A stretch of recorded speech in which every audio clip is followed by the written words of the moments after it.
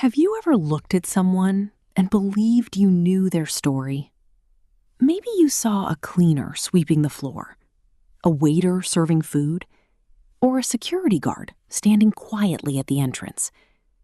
You walked past them without thinking twice. But what if one of those people was working toward a dream much bigger than anyone could imagine? Today's story is about a man who proved that your job does not decide your future. Your choices do. My name is Ethan Carter. 10 years ago, I worked as a janitor in one of the tallest office buildings in Chicago. Every morning, I arrived before sunrise. While most people were still asleep, I was already unlocking doors, pushing my cleaning cart through long hallways, and making sure every office looked perfect before the employees arrived. I swept the floors. I emptied trash cans. I cleaned windows until they shined like mirrors. By 8 o'clock, the building looked as if nobody had ever worked there. Then, I quietly disappeared into the background. Most employees never learned my name. To them, I was simply the janitor. Some smiled politely. Others walked past me as if I didn't exist. I never complained, because while they saw a janitor, I saw a student. Every evening after work, I went to the public library. I couldn't afford an expensive university. I couldn't afford business school. So the library became my classroom. I borrowed books about leadership. I read biographies of successful entrepreneurs. I studied marketing, finance, communication, and management. Sometimes I stayed until the librarian gently reminded me that the building was closing. Then I walked home with my backpack full of books and my head full of ideas. Life wasn't easy. I lived in a tiny apartment with old furniture and a leaking roof. During winter, I often wore 2 jackets because I couldn't always afford enough heating. Money was always tight. But I made one promise to myself. No matter how difficult life becomes, I will never stop learning. That promise changed everything. One Monday morning, I was cleaning the executive floor. This floor was different from the others. The carpets were softer, the offices were larger, the furniture looked expensive. This was where the company's top leaders worked. While cleaning a conference room, I noticed several papers lying on the table. They weren't secret documents. They were yesterday's meeting notes that someone had forgotten to collect. As I wiped the table, one sentence caught my attention. Customer satisfaction has dropped by 18%. I paused for a moment. The report listed several reasons why customers were unhappy. As I read, an idea came into my mind. I quietly smiled. If I were running this company, I whispered to myself, I would try something different. Of course, nobody was asking for my opinion. I was just the janitor. So I folded the chairs, finished cleaning the room, and continued working. That afternoon, during my lunch break, I opened my notebook. I wrote down every idea I had about improving customer service. It wasn't part of my job. Nobody would ever read it. But I believed that thinking like a leader was the first step toward becoming one. Weeks passed. My notebook became thicker. Whenever I noticed a problem inside the company, I challenged myself to find a solution, not because anyone expected me to, because I wanted to train my mind. One evening, as I was cleaning the lobby, An elderly man walked into the building. He wasn't wearing an expensive suit. He carried a small leather briefcase and smiled kindly. "Good evening," he said. "Good evening, sir," I replied. He looked at my notebook resting on the cleaning cart. "What are you writing?" I hesitated. "Oh, just some ideas." "For what?" "For this company." He looked surprised. "You work here?" "Yes." "What department?" I laughed softly. "Cleaning." Instead of smiling politely and walking away, he asked another question. "What kind of ideas?" I showed him a few pages. He spent several minutes reading them. Then he looked at me with curiosity. "These are thoughtful." I shrugged. "I just enjoy solving problems." He closed the notebook and handed it back. "Never stop doing that." Before leaving, he smiled and said, "Sometimes the best ideas come from the people nobody notices." I thanked him. I had no idea who he was. The next morning, everything seemed normal. I cleaned offices, collected trash, polished the glass doors. Life continued as usual. Then, just before lunchtime, my supervisor walked toward me with a serious expression. "Ethan." "Yes?" "The CEO wants to see you." I stared at him. "I'm sorry, who?" "The CEO." For a moment, I thought he was joking. "The CEO doesn't know me. He asked for you by name." My heart started beating faster. Had I made a mistake? Had I accidentally broken something? Was I about to lose my job? I took a deep breath, straightened my uniform, and walked toward the executive offices, without knowing that one conversation was about to change my life forever. As I walked toward the executive floor, my hands felt cold. I had cleaned these hallways hundreds of times, but this time was different. Today, I wasn't carrying a mop or a bucket. Today, I was carrying questions. Why did the CEO want to see me? Had I made a mistake? Was I about to lose my job? I stopped in front of a large wooden door. A secretary smiled politely. "Mr. Carter, they're waiting for you." I took a deep breath. Then I gently knocked. "Come in." The office was bigger than my entire apartment. Large windows overlooked the city. Bookshelves covered one wall. Awards and photographs decorated another. Standing near the window was the elderly man I had met the night before. He smiled. "I was wondering when you'd arrive." I looked at him in surprise. "You—" He laughed softly. "Yes, we met in the lobby yesterday." Then he held out his hand. "My name is William Harrison. I am the CEO of this company." For a moment, I couldn't speak. The kind man who had asked about my notebook was the CEO.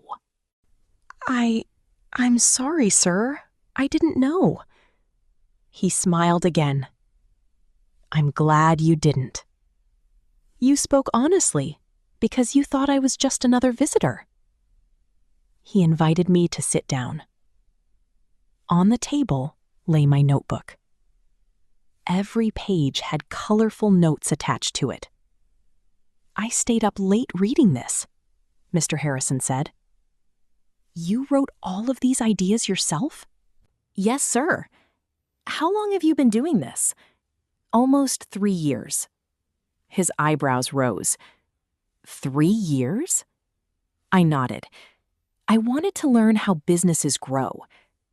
And why? I looked around the office. Then I answered honestly. Because one day, I want to lead one. For a few seconds, the room became completely silent. Instead of laughing, the CEO smiled. A good leader always begins as a learner. Then he pressed a button on his desk. A few moments later, 4 senior managers entered the room. Some looked confused. One of them recognized me immediately. Isn't he one of the janitors? Mr. Harrison nodded. Yes. Another manager whispered quietly, "Why is he here?" The CEO looked at everyone. "I'd like you to hear some fresh ideas." One manager folded his arms. From him? I felt my face grow warm. For the first time in years, I wondered if I truly belonged in that room. Mr. Harrison noticed my expression. He looked at me and said, "Ethan, tell us about your first idea." I stood slowly. My voice shook at first. I noticed that customers often wait too long for replies to their emails. A manager interrupted. "Our team already knows that." I nodded politely. "Yes, sir, but I think the problem isn't the employees, it's the process." The room became quiet. I walked toward a whiteboard. With permission, I picked up a marker. I drew a simple diagram. What if customer questions were sorted automatically before reaching the support team? What if urgent problems were answered first? What if common questions received instant replies? I explained each idea slowly. No complicated words, just simple solutions. When I finished, nobody spoke. Finally, one manager asked, "Where did you learn this?" "The public library." Another manager looked surprised. "You studied all this by yourself?" "Every evening after work." The CEO smiled. Then he asked another question. "Ethan, if you were leading this company, what would be your first priority?" I thought carefully before answering. It wouldn't be profits. Several managers exchanged surprised looks. I continued. It would be people. If employees enjoy coming to work, they'll serve customers better. If customers are happy, they'll return. And if they return, profits will follow. The room was silent again. Finally, Mr. Harrison smiled. I couldn't agree more. After the meeting, he asked everyone to leave, except me. Once the door closed, he walked over to the window. "You remind me of myself." I looked surprised. "I started here 35 years ago." "You did?" He nodded. "I wasn't a janitor. I worked in the warehouse." I couldn't believe it. He continued. "I learned every department. I asked questions. I listened. I made mistakes. And little by little, I earned opportunities." He turned to face me. "Ethan, talent is valuable, but curiosity is priceless." Then he offered me something I never expected. "I'd like you to join our management development program." My eyes widened. I don't have a university degree." "I know. I've read your notebook. I've seen your attitude. Degrees can open doors, but character determines what you do after the door opens." I could hardly believe what I was hearing. He continued. You'll still work as a janitor for now, but 3 afternoons each week, you'll train with our managers. You'll learn finance, you'll learn leadership, you'll learn how every department works. It won't be easy. You'll work harder than ever before. I smiled. I've never been afraid of hard work. The CEO laughed. I was hoping you'd say that. The next few months became the busiest of my life. I cleaned offices before sunrise. I attended meetings during the afternoon. I studied every evening. Sometimes I slept only a few hours. There were days when I wanted to quit. Days when my body was exhausted. Days when I wondered if I was chasing an impossible dream. But every time I thought about giving up, I remembered the promise I had made years earlier. Never stop learning. That promise carried me through every difficult day. But I had no idea my biggest challenge was still waiting for me. The next year was the hardest year of my life. Every morning, I arrived before sunrise to clean the offices. During the day, I attended meetings with department managers. At night, I studied until my eyes could barely stay open. I was tired. I made mistakes. Sometimes I wondered if I was trying to do too much. But every time I thought about quitting, I remembered where I had started. I wasn't just cleaning floors anymore. I was building my future. Not everyone was happy to see me learning. Some employees welcomed me. They answered my questions and encouraged me. Others believed I didn't belong.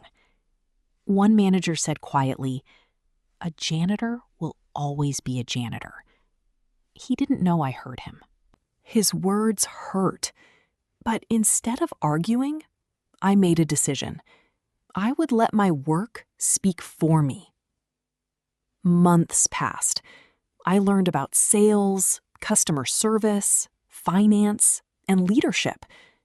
The more I learned, the more I realized something important. A company isn't built by one person. It's built by every person. The receptionist, the cleaner, the driver, the accountant, the manager, the CEO. Every role matters. One rainy Monday morning, something unexpected happened. The company lost its biggest client. The news spread quickly. Employees whispered in the hallways. Managers rushed from one meeting to another. Everyone looked worried. Losing this client meant losing millions of dollars. That afternoon, Mr. Harrison called an emergency meeting. The room was filled with silence. No one seemed to have a solution. Then, Mr. Harrison looked at me. "Ethan," he said, "you've been listening and learning for over a year. What do you think?" My heart began to race. The room was filled with experienced managers. Some had worked there for 20 years. Who was I to speak? Then I remembered something Mr. Harrison had once told me. The best ideas can come from anyone. I stood up. "I think we've been asking the wrong question." Everyone looked at me. "We keep asking how to replace the client, but maybe we should ask why they left." The room became quiet. I continued. "If we understand the real reason, we can fix the problem. And if we fix the problem, we won't lose more customers." Mr. Harrison smiled. "Go on." For the next 20 minutes, I shared everything I had learned. I suggested interviewing customers, improving communication, training employees, responding to problems more quickly. Most importantly, I suggested listening before making decisions. the managers began discussing the ideas. For the first time, no one saw me as the janitor. They saw me as someone who wanted the company to succeed. Over the next 6 months, the company introduced many of those changes. Customers noticed the difference. Old clients returned, new clients joined. The business became stronger than ever before. One afternoon, Mr. Harrison invited me into his office. He looked older than usual. He smiled warmly. "Ethan, I've made a decision." I waited quietly. "I'm retiring." I was surprised. "You've earned it, sir." He laughed. "Thank you." Then his smile became serious. "The board of directors has been searching for our next CEO." I nodded. "There are many excellent candidates." "There are," he agreed. "But I recommended someone else." I looked at him, confused. He smiled. "I recommended you." I couldn't believe what I had heard. "Me? I've never even been a manager." He nodded. "I know. But leadership isn't about a job title. It's about character. I've watched you for years. You respect everyone. You never stop learning. You solve problems instead of complaining. And when you succeed, you lift other people with you. That's the kind of leader this company needs." A few weeks later, the board approved the decision. On my first day as CEO, I walked into the same building where I had once pushed a cleaning cart. Everything looked different, yet somehow everything felt the same. Before going to my new office, I made one stop. I walked to the storage room where the janitors kept their supplies. The team looked surprised to see me. One of them smiled nervously. "Congratulations, sir." I smiled back. "Thank you." Then I picked up a mop. Everyone looked confused. I cleaned a small section of the floor. After a few moments, I put the mop back. One young janitor asked, "Why did you do that?" I smiled. "So I'll never forget where I started." Years later, people often ask me the secret of my success. They expected me to talk about business strategies, or leadership books, or important meetings. Instead, I always gave the same answer. My life changed the day I stopped saying "one day" and started saying "today." Success didn't come because I had the best education. It didn't come because I had the most money. It came because I chose to learn every single day. I chose to work hard when no one was watching. I chose to believe that my current job did not define my future. Maybe today you feel unnoticed. Maybe people underestimate you. Maybe they only see where you are. But never let someone else's opinion decide what you can become. Keep learning, keep improving, keep showing up. One day, people will call your success luck, but you'll know the truth. It was built one day, one lesson, and one small step at a time. Thank you for listening. If this story inspired you, don't forget to like this video, share it with someone who needs encouragement, and subscribe to Fluent English Hub for more original English stories with powerful life lessons. And remember, your future is not decided by where you begin. It is decided by the choices you make every single day.